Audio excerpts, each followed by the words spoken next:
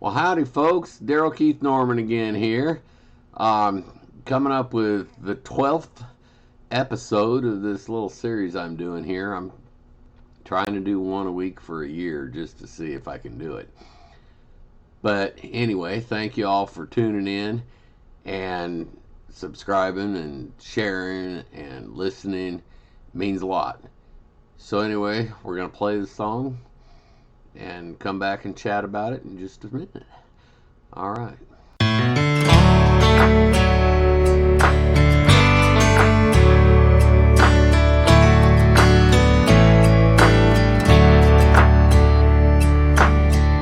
The LA moon is really out tonight.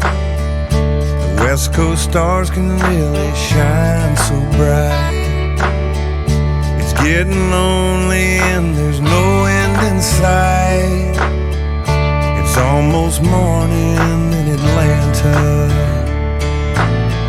I've been working the road, trying to make the grade, making lemons out of lemonade. I never seem to answer all the prayers that she's prayed. Almost morning in Atlanta. It's almost morning in Atlanta. There ain't much further left to go. It's almost morning in Atlanta. I'm so in love, and she should know. I can't say nothing said.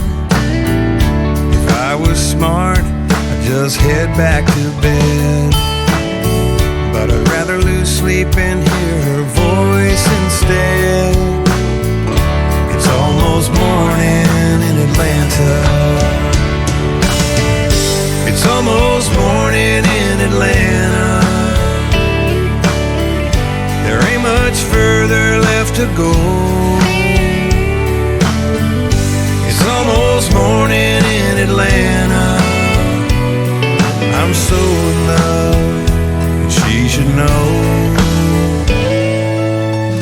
I call her now and tell her all my thoughts, but she'd be sleeping, so I'd better not. So I'll just wait for her alarm to go off. It's almost morning in Atlanta. It's almost morning in Atlanta. It's almost morning in Atlanta.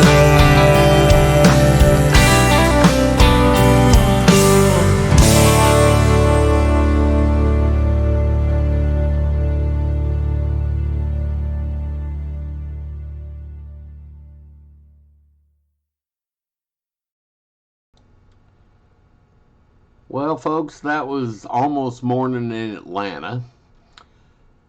I wrote that by myself. Every once in a while, I just got to check myself just to see if I am getting lazy and need a co-writer. I like having co-writers a lot because they kind of push you to be better.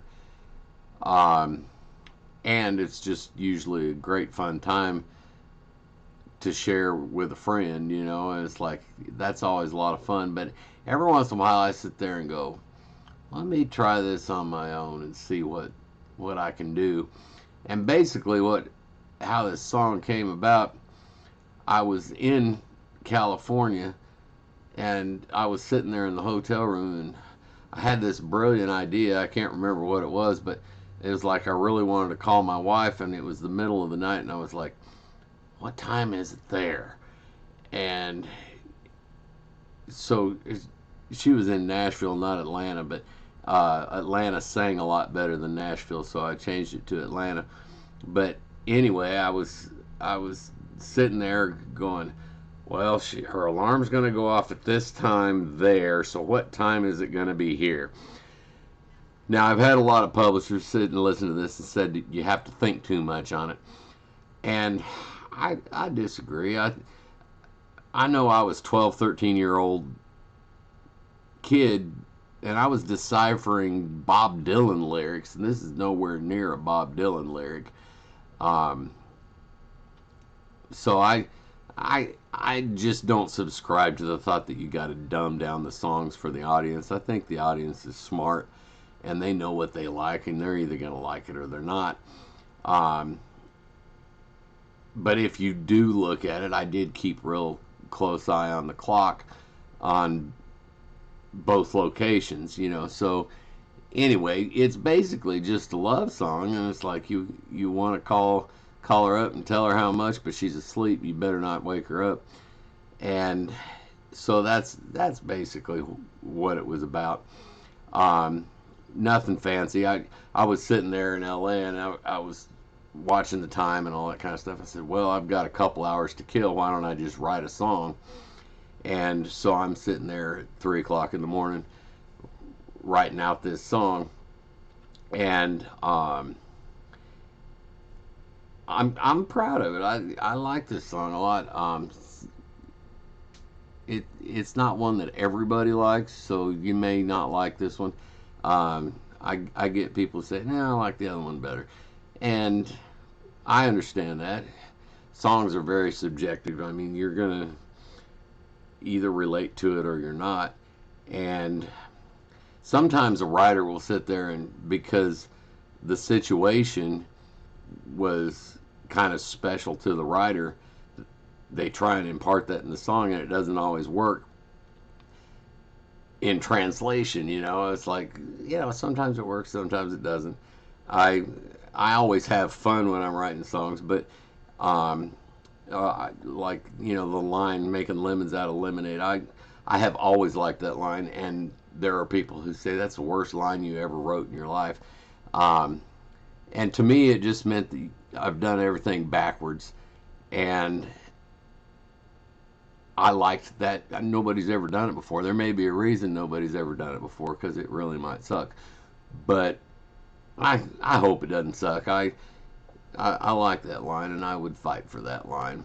But if somebody decides to cut it and wants to change that line, I've got about 15 others that I could throw in there. And you never know. And so, along with this YouTube channel, trying to get the songs out there and giving people a place to listen to my music, I've also subscribed to a pitch sheet, and I am actively trying to get people to record these songs. I don't know how many of you know, but I'm not really a singer. I'm not really a player anymore. I used to be back in the day, but I'm not much of either anymore. I just focus on the songwriting, which means I need other people to sing the songs. And I'm constantly looking for people to sing the songs, preferably people who can get onto the charts, because that's how you're going to pay for the demos and keep supporting the habit. So anyway, I am actively doing that, and I will let you know as things progress if anybody's going to record these songs. I've just started doing it, but I have decided this year that there is no reason that these songs should be sitting on the shelf. They've got to get out there. And I always had the problem with, I worked with Wayne Carson for about 35 years, and I worked with Leon Russell for about 20 years. And they were both brilliant songwriters, and they were very supportive of me. And they always encouraged me to do what I was doing. And what would happen is I'd write this song that I thought was just wonderful, and I'd take it in, like, say, to Wayne, and I'd say, well, listen to this, Wayne, what do you think? And Wayne would sit there and he'd go, Daryl, that's just one of the best songs you ever wrote. I just love that song. You want to hear what I wrote last night? And then he'd sit down and play me this song that was just absolutely brilliant. And it would bring goosebumps on my arms and everything. I'd sit there and go, well, my song's not that good. So I would go and set my song on the shelf. So I would do that. Leon was the same way. I mean, he was just so brilliant. and my stuff was never as brilliant. Well, it wasn't until I started working with Tom Botkin that he kind of pointed out to me. He said, you know, how many people hung around Wayne Carson for 35 years? And I was like, well, not many. There's a few, but not many. And he goes, and how many people hung around Leon Russell for 20? I was like, there's a few, but not many. And he goes, and neither one of them suffered fools gladly. And I was like, no, they pretty much eliminated anybody that they thought was a jerk. And he said, you had to have something coming to the table, otherwise you wouldn't have been allowed to be around all that long. And I started thinking about it, and it's like, yeah, maybe I did bring something to the table. And they always believed in me, so if I don't believe in myself, then I'm discounting their belief in me, which I shouldn't do. So anyway, I'm now taking all these songs off the shelf and trying to get people to hear them. And I thank you more than you'll ever know for listening and sharing and subscribing and passing along. I just want people to hear the songs. So anyway, thank you. That's this week. I'll try and get one again next week. And thank you for listening, as always. I'll put my contact information at the end of here. Anybody needs a song, anybody wants to do a project, whatever you want to do, just give me a call. Thanks for listening. Bye-bye.